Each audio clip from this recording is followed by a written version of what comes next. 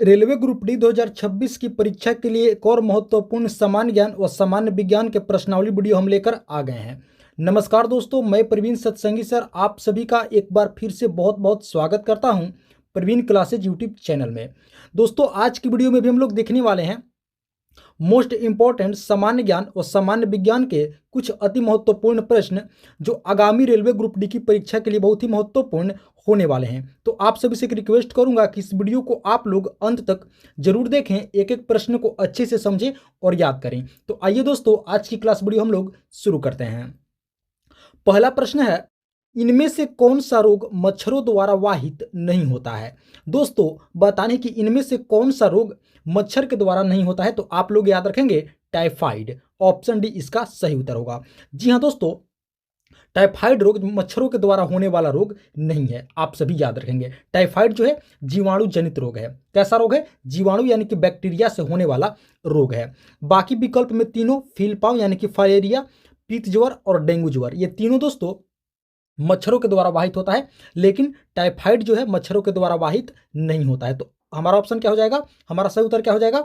Option D typhoid. आप सभी याद रखेंगे। टाइफाइड दोस्तों जीवाणु जनित रोग है। इस पॉइंट को भी आप लोग अच्छे से याद रखेंगे, यानी कि बैक्टीरिया से होने वाला रोग है। चलिए आगे बढ़ते हैं। अगला प्रश्न है, एफएटीएफ का सही विस्तारित रूप है। दोस्तों, बताने कि एफएटीएफ का पूर्ण रूप क्या होता है, इसका मतलब क्या होता है, फुल फॉर्म क्या होता है, तो आप लोग याद रखेंगे फाइनेंशियल एक्शन टास्क फोर्स। जी हाँ दोस्तों, ऑप्शन डी हमारा क्या हो जाएगा? बिल्कुल सही उत्तर हो जाएगा। एफएटीएफ का सही विस्तारित रूप क्या होगा? Financial action task force. Option D इसका राइट आंसर होगा दोस्तों, आप सभी याद रखेंगे। चलिए आगे बढ़ते हैं। अगला प्रश्न है, ऑपरेशन फ्लड किससे संबंधित है।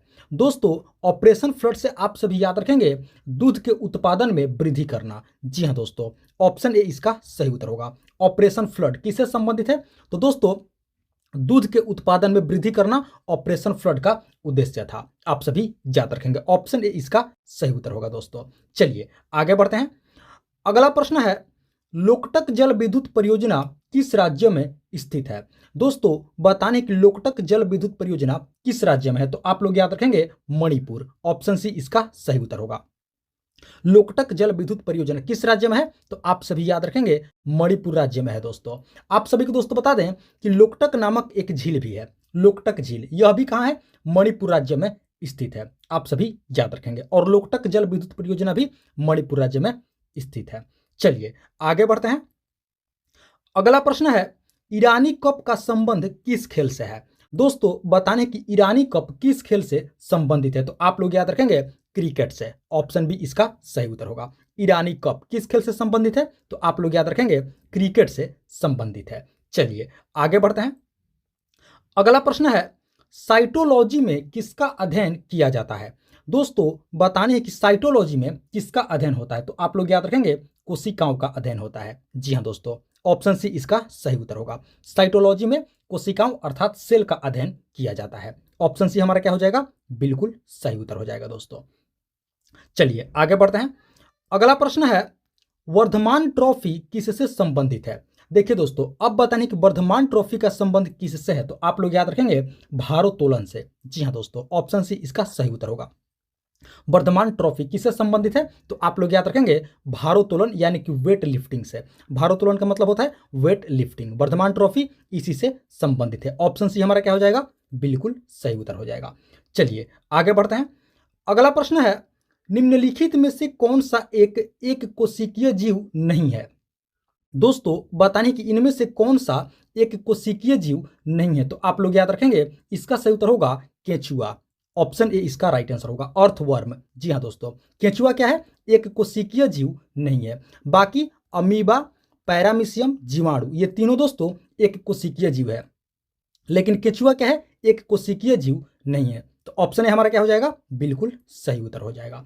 चलिए आगे बढ़ते हैं। अगला प्रश्न है, बॉल पेन किस सिद्धांत पर कार्य करता है। दोस्तों, बताने कि बॉल पेन किस सिद्धांत पर कार्य करता है, तो आप लोग याद रखेंगे पृष्ठीय तनाव। ऑप्शन बी इसका सही उत्तर होगा। दोस्तों, बॉल पेन किस सिद्धांत पर कार्य करता है, तो आप लोग याद रखेंगे पृष्ठीय तनाव के सिद्धांत पर कार्य करता है। ऑप्शन बी राइट आंसर होगा। चलिए आगे बढ़ते हैं। अगला प्रश्न है, रक्तचाप किसका अधिक स्राव होने से बढ़ सकता है?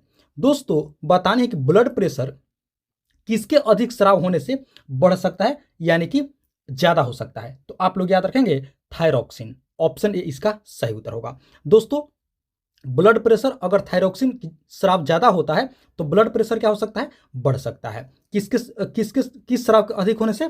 तो थायरॉक्सिन स्राव के अधिक होने से रक्तचाप बढ़ सकता है। तो ऑप्शन ए हमारा क्या हो जाएगा? बिल्कुल सही उत्तर हो जाएगा दोस्तों। चलिए आगे बढ़ते हैं। अगला प्रश्न है, न्यूटन के गति के प्रथम नियम से किस राशि की परिभाषा मिलती है? दोस्तों बतानी है कि न्यूटन के गति के प्रथम नियम से किस राशि की परिभाषा मिलती है? तो आप लोग याद रखेंगे बल। ऑप्शन बी इसका सही उत्तर होगा। न्यूटन के गति के प्रथम नियम से किस राशि की परिभाषा मिलती है? तो दोस्तों बल की। ऑप्शन बी इसका सही उत्तर होगा। चलिए आगे बढ़ते हैं। अगला प्रश्न है, भारत का पिट्सबर्ग किसे कहा जाता है? तो दोस्तों भारत का पिट्सबर्ग जमशेदपुर को कहा जाता है। ऑप्शन बी इसका सही उत्तर होगा। भारत का पिट्सबर्ग किस शहर को कहा जाता है? जमशेदपुर को। चलिए आगे बढ़ते हैं। अगला प्रश्न है, अस्त होते सूर्य का लाल वर्ण का कारक है? दोस्तों आप सभी देखे होंगे कि जब सूर्य अस्त होता है तो उस समय सूर्य का रंग जो है पूरी तरह से लाल हो जाता है। तो बतानी है कि इस लाल वर्ण का क्या कारक है, किसके कारण से अस्त होते सूर्य का लाल वर्ण होता है? तो आप सभी याद रखेंगे दोस्तों, इसका सही उत्तर होगा पृथ्वी के वायुमंडल में प्रकाश का प्रकीर्णन। जी हाँ दोस्तों, ऑप्शन सी इसका सही उत्तर होगा। पृथ्वी के वायुमंडल में प्रकाश का प्रकीर्णन, इसी के कारण दोस्तों अस्त होते सूर्य का जो लाल वर्ण है ये कारक है। पृथ्वी के वायुमंडल में प्रकाश का प्रकीर्णन। ऑप्शन सी हमारा क्या हो जाएगा? बिल्कुल सही उत्तर हो जाएगा। आप सभी याद रखेंगे। चलिए आगे बढ़ते हैं।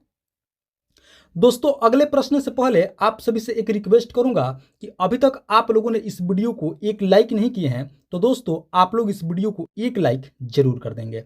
साथ ही साथ प्रवीण क्लासेज यूट्यूब चैनल पर आप लोग पहली बार विजिट किए हैं तो दोस्तों इस चैनल को आप लोग जरूर सब्सक्राइब करेंगे इसी तरह का महत्वपूर्ण प्रश्नावली वीडियो प्रतिदिन देखने के लिए। और हाँ दोस्तों, इस वीडियो को आप लोग अंत तक जरूर देखेंगे। आगे और भी बहुत ही महत्वपूर्ण सामान्य ज्ञान व सामान्य विज्ञान के प्रश्न होने वाले हैं। तो चलिए अब आगे बढ़ते हैं। अगला प्रश्न है, दादर और नगर हवेली की राजधानी है? दोस्तों दादर और नगर हवेली की राजधानी बतानी है तो आप लोग याद रखेंगे दोस्तों, इसका सही उत्तर होगा सिलवासा। Option D. दादर और नगर की हवेली कहां है? तो आप लोग याद रखेंगे सिलवासा। Option D. चलिए आगे बढ़ते हैं। अगला प्रश्न है, एंगस्ट्रम अभिव्यक्त करने की इकाई है? दोस्तों बताने है कि जो एंगस्ट्रम है ये क्या अभिव्यक्त करने की इकाई है, किसकी इकाई है? तो आप लोग याद रखेंगे लंबाई की। Option C. एंगस्ट्रम लंबाई अभिव्यक्त करने की इकाई है। आप सभी याद रखेंगे एंगस्ट्रम। चलिए आगे बढ़ते हैं।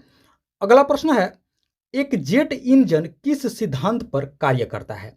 दोस्तों बताने कि एक जेट इंजन किस सिद्धांत पर कार्य करता है? तो आप लोग याद रखेंगे रैखिक संवेग का संरक्षण। जी हाँ दोस्तों, ऑप्शन डी इसका सही उत्तर होगा। एक जेट इंजन किस सिद्धांत पर कार्य करता है? तो रैखिक संवेग के संरक्षण के सिद्धांत पर एक जेट इंजन दोस्तों कार्य करता है। ऑप्शन डी हमारा क्या हो जाएगा? बिल्कुल सही उत्तर हो जाएगा। चलिए आगे बढ़ते हैं दोस्तों। अगला प्रश्न है, न्यूटन के गति का कौन सा नियम जड़त्व के नियम को व्याख्या करता है? दोस्तों बतानी है कि न्यूटन के गति का कौन सा नियम है जो जड़त्व के नियम की व्याख्या करता है? तो आप लोग याद रखेंगे पहला। ऑप्शन ए इसका सही उत्तर होगा। न्यूटन के गति का दोस्तों पहला नियम जड़त्व के नियम की व्याख्या करता है। ऑप्शन ए आप लोग याद रखेंगे न्यूटन का फर्स्ट लॉ। चलिए आगे बढ़ते हैं। अगला प्रश्न है, निम्न में से कौन सा अम्ल दूध से दही बनने के दौरान बनता है? या यूं कहें कि दोस्तों कौन सा अम्ल दही में पाया जाता है? तो आप लोग याद रखेंगे दोस्तों, इसका सही उत्तर होगा लैक्टिक अम्ल। जी हाँ दोस्तों, ऑप्शन डी। कौन सा अम्ल दोस्तों दूध से दही बनने के दौरान बनता है? तो दूध से दही बनने के दौरान लैक्टिक एसिड बनता है दोस्तों। ऑप्शन डी हमारा क्या हो जाएगा? सही उत्तर हो जाएगा। आप लोग याद रखेंगे इसी अम्ल के कारण दोस्तों दूध खट्टा होता है। किसके कारण? तो लैक्टिक अम्ल के कारण। आप सभी याद रखेंगे ऑप्शन डी हमारा क्या होगा? बिल्कुल राइट आंसर हो जाएगा। चलिए आगे बढ़ते हैं। अगला प्रश्न है दोस्तों, स्टील मुख्यतः एक मिश्रण है लोहा और किसका? दोस्तों बताने कि स्टील क्या है, एक मिश्रण है, तो बतानी है कि इस मिश्रण में लोहा के साथ और कौन सा धातु होता है। तो आप लोग याद रखेंगे कार्बन। ऑप्शन डी इसका सही उत्तर होगा। दोस्तों स्टील मुख्यतः क्या है, मिश्रण है लोहा और कार्बन का। तो ऑप्शन डी हमारा क्या हो जाएगा, बिल्कुल राइट आंसर हो जाएगा। दोस्तों स्टील क्या है, लोहा और कार्बन का मिश्रण है। चलिए आगे बढ़ते हैं। अगला प्रश्न है प्रकाश वर्ष यानी कि लाइट ईयर इकाई है। दोस्तों बतानी है कि प्रकाश वर्ष लाइट ईयर किसकी इकाई है। तो आप लोग याद रखेंगे दूरी की। ऑप्शन बी इसका सही उत्तर होगा। प्रकाश वर्ष किसकी इकाई है दोस्तों, तो आप लोग याद रखेंगे दूरी की। आप सभी को दोस्तों बता दें कि बहुत अधिक दूरी मापने के लिए, यानी कि दोस्तों ज्यादा दूरी मापने के लिए लाइट ईयर्स इकाई का प्रयोग किया जाता है। आप सभी याद रखेंगे लाइट ईयर यानी कि प्रकाश वर्ष। ऑप्शन बी हमारा क्या हो जाएगा, बिल्कुल सही उत्तर होगा दोस्तों। चलिए आगे बढ़ते हैं। अगला प्रश्न है समय के साथ विस्थापन में परिवर्तन के दर को क्या कहा जाता है। दोस्तों बतानी है कि समय के साथ विस्थापन में परिवर्तन के दर को क्या कहा जाता है। तो आप लोग याद रखेंगे वेग कहा जाता है दोस्तों। ऑप्शन सी इसका राइट आंसर होगा। समय के साथ विस्थापन में परिवर्तन के दर को क्या कहा जाता है, वेग कहा जाता है। चलिए दोस्तों आप लोग हमें कमेंट करके बताएंगे कि वेग जो है कौन सी राशि है। आप लोग हमें कमेंट जरूर करेंगे वेग कौन सी राशि है। आप सभी इसका जवाब कमेंट में हमें बताएंगे। चलिए अब आगे बढ़ते हैं। अगला प्रश्न है मनुष्य के कान में कितनी हड्डियां पाई जाती है। दोस्तों बतानी है कि मनुष्य के कान में कितनी हड्डियां होती है। तो आप लोग याद रखेंगे 6 हड्डियां होती है दोस्तों। ऑप्शन सी इसका सही उत्तर होगा। मनुष्य के कान में कुल 6 हड्डियां पाई जाती है। Option C. चलिए आगे बढ़ते हैं।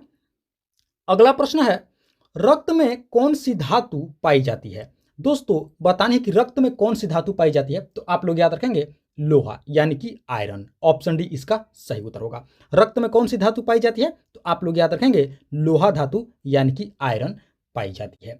चलिए आगे बढ़ते हैं। अगला प्रश्न है सेल्यूलोज भित्ति किसके कोशिकाओं में पाई जाती है। दोस्तों बताने की सेल्यूलोज भित्ति किसकी कोशिकाओं में मौजूद होती है। तो आप लोग याद रखेंगे पादप यानी कि पौधा। ऑप्शन सी इसका सही उत्तर होगा। पौधा में दोस्तों पौधा के कोशिकाओं में सेल्यूलोज भित्ति पाई जाती है। पादप अर्थात पौधा। ऑप्शन सी हमारा क्या हो जाएगा, बिल्कुल राइट आंसर होगा दोस्तों। चलिए आगे बढ़ते हैं। अगला प्रश्न है निम्नलिखित में से स्टैच्यू ऑफ यूनिटी के मुख्य वास्तुकार कौन है जिसका उद्घाटन अक्टूबर 2018 में भारत के प्रधानमंत्री द्वारा किया गया। दोस्तों प्रश्न को एक बार फिर से पढ़ते हैं। निम्नलिखित में से स्टैच्यू ऑफ यूनिटी के मुख्य वास्तुकार कौन है जिनका उद्घाटन अक्टूबर 2018 में प्रधानमंत्री के द्वारा भारत के प्रधानमंत्री के द्वारा किया गया। स्टैच्यू ऑफ यूनिटी के दोस्तों वास्तुकार के नाम बताना है। तो आप लोग याद रखेंगे दोस्तों वास्तुकार थे रामवी सुतार। ऑप्शन डी इसका सही उत्तर होगा। स्टैच्यू ऑफ यूनिटी के मुख्य वास्तुकार कौन थे, तो आप सभी याद रखेंगे रामवी सुतार। आप सभी को दोस्तों बता दें कि इनका हाल ही में देहांत हुआ। रामवी सुतार का इनका हाल ही में देहांत हुआ। आप सभी याद रखेंगे 18 दिसंबर 2025 को। जी हाँ दोस्तों 18 दिसंबर 2025 को रामवी सुतार का दोस्तों देहांत हो गया। ये क्या थे, बहुत बड़े शिल्पकार थे, बहुत बड़े वास्तुकार थे। और इन्होंने ही दोस्तों स्टैच्यू ऑफ यूनिटी के इन्होंने क्या की थी, वास्तुकार इन्होंने किया था। स्टैच्यू ऑफ यूनिटी इन्होंने ही बनाया था, रामवी सुतार, जिसका उद्घाटन प्रधानमंत्री नरेंद्र मोदी जी के द्वारा अक्टूबर 2018 में किया गया। चलिए दोस्तों आप लोग हमें कमेंट करके बताएंगे कि स्टैच्यू ऑफ यूनिटी किस राज्य में है या किस शहर में है। आप लोग हमें कमेंट करके जरूर बताएंगे। तो दोस्तों इसका सही उत्तर क्या हो जाएगा, कौन थे वास्तुकार, तो रामवी सुतार। Option D. चलिए आगे बढ़ते हैं। अगला प्रश्न है कालबेलिया किस राज्य का एक लोकप्रिय नृत्य का रूप है। तो आप लोग याद रखेंगे कालबेलिया दोस्तों राजस्थान का एक लोकप्रिय नृत्य है। ऑप्शन बी हमारा क्या हो जाएगा, बिल्कुल सही उत्तर हो जाएगा। कालबेलिया किस राज्य का एक लोकप्रिय नृत्य है, राजस्थान का। चलिए आगे बढ़ते हैं। अगला प्रश्न है नेल्सन मंडेला की जीवनी का शीर्षक क्या है। दोस्तों बताने कि नेल्सन मंडेला की जीवनी का टाइटल क्या है। तो आप लोग याद रखेंगे Long Walk to Freedom. Option B इसका सही उत्तर होगा।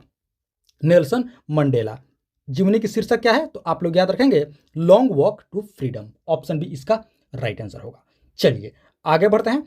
अगला प्रश्न है निम्नलिखित में से कौन सा एक अच्छे उष्मारोधी का उदाहरण है। तो दोस्तों आप लोग याद रखेंगे कांच। ऑप्शन बी दोस्तों कांच एक बहुत अच्छे उष्मारोधी का उदाहरण होता है। ऑप्शन बी हमारा क्या हो जाएगा, बिल्कुल सही उत्तर होगा कांच। चलिए आगे बढ़ते हैं। अगला प्रश्न है, सतपुड़ा रेंज में माउंट धूपगढ़ सबसे ऊंची चोटी है जो स्थित है। दोस्तों बताने कि सतपुड़ा रेंज में एक माउंट है धूपगढ़ जो सबसे ऊंची चोटी है, बताने कि यह कहां पर स्थित है। तो आप लोग याद रखेंगे मध्य प्रदेश में। ऑप्शन सी इसका राइट आंसर होगा, सतपुड़ा रेंज जो कि दोस्तों मध्य प्रदेश में है, और धूपगढ़ जो सबसे ऊंची चोटी है, धूपगढ़ कहां पर है, मध्य प्रदेश में। ऑप्शन सी इसका आप लोग सही उत्तर याद रखेंगे, ऑप्शन सी। इसकी दोस्तों जो हाइट है वो कितना है, 1450 मीटर। आप सभी याद रखेंगे, धूपगढ़ जो कि सबसे ऊंची चोटी है, कितनी ऊंचाई है, 1450 मीटर। किस राज्य में है, तो मध्य प्रदेश में। ऑप्शन सी हमारा क्या हो जाएगा, बिल्कुल राइट आंसर हो जाएगा। चलिए आगे बढ़ते हैं। अगला प्रश्न है, निम्नलिखित में से कौन प्रजातियों की संख्या को बनाए रखने और विलुप्तता को रोकने के लिए आवश्यक है। दोस्तों बताने कि इनमें से कौन प्रजातियों की संख्या को बनाए रखने और विलुप्तता को रोकने के लिए आवश्यक है। तो दोस्तों ऑब्वियसली इसका सही उत्तर हो जाएगा प्रजनन। जी हाँ दोस्तों, ऑप्शन हमारा क्या होगा, बिल्कुल सही उत्तर होगा। दोस्तों प्रजनन ही एकमात्र उपाय है प्रजातियों की संख्या को बनाए रखने के लिए और विलुप्तता को रोकने के लिए। एकमात्र उपाय क्या है, प्रजनन है। ऑप्शन हमारा क्या हो जाएगा, बिल्कुल राइट आंसर हो जाएगा। चलिए आगे बढ़ते हैं। अगला प्रश्न है, निम्नलिखित में से किसके जमाव के कारण दृढ़ ऊतकों की कोशिका भित्ति मोटी होती है। दोस्तों प्रश्न को एक बार हम लोग फिर से पढ़ते हैं, बहुत महत्वपूर्ण प्रश्न है। प्रश्न को आप लोग स्टार मार्क कर लेंगे। बतानिए कि इनमें से किसके जमाव के कारण जो दृढ़ ऊतक होते हैं, दृढ़ ऊतक की कोशिका भित्ति मोटी होती है, किसके जमाव के कारण। तो आप लोग याद रखेंगे लिग्निन। ऑप्शन ए इसका सही उत्तर होगा। दोस्तों लिग्निन के कारण जो दृढ़ ऊतक होते हैं, दृढ़ ऊतक की जो कोशिका भित्ति होती है वो मोटी होती है। किसके कारण, लिग्निन के कारण। तो ऑप्शन ए हमारा क्या हो जाएगा, बिल्कुल सही उत्तर होगा। लिग्निन के कारण दृढ़ ऊतकों की कोशिका भित्ति क्या होती है, मोटी होती है। आप सभी याद रखेंगे, ऑप्शन ए इसका राइट आंसर होगा। तो दोस्तों ये थी हमारी आज की रेलवे ग्रुप डी 2026 की परीक्षा के लिए। जी हाँ दोस्तों, रेलवे ग्रुप डी 2026 की परीक्षा के लिए दोस्तों अति महत्वपूर्ण सामान्य ज्ञान व सामान्य विज्ञान के प्रश्नावली वीडियो। आशा करते हैं इस वीडियो को आप लोग अंत तक जरूर देखे होंगे, सभी प्रश्नों को अच्छे से समझे होंगे और याद भी कर लिए होंगे। तो आप सभी से एक बार फिर से रिक्वेस्ट करूंगा कि इस वीडियो को आप लोग अभी तक एक लाइक नहीं किए हैं तो दोस्तों आप लोग इस वीडियो को एक लाइक जरूर कर देंगे। साथ ही साथ प्रवीण क्लासेज यूट्यूब चैनल पर आप लोग पहली बार विजिट किए हैं तो दोस्तों इस चैनल को भी आप लोग जरूर सब्सक्राइब करेंगे इसी तरह का महत्वपूर्ण प्रश्नावली वीडियो प्रतिदिन देखने के लिए। और हाँ दोस्तों, कमेंट करके आप लोग हमें जरूर बताएंगे कि आप सभी को वीडियो कैसा लगा, प्रश्न का लेवल कैसा था, कहीं कोई त्रुटि है तो उसका भी दोस्तों आप लोग हमें कमेंट करके जरूर बताएंगे। तो दोस्तों इस वीडियो में फिलहाल इतना ही, मिलते हैं एक और मोस्ट इंपॉर्टेंट वीडियो लेकर के। तब तक के लिए आप सभी का बहुत बहुत धन्यवाद। जय हिंद दोस्तों।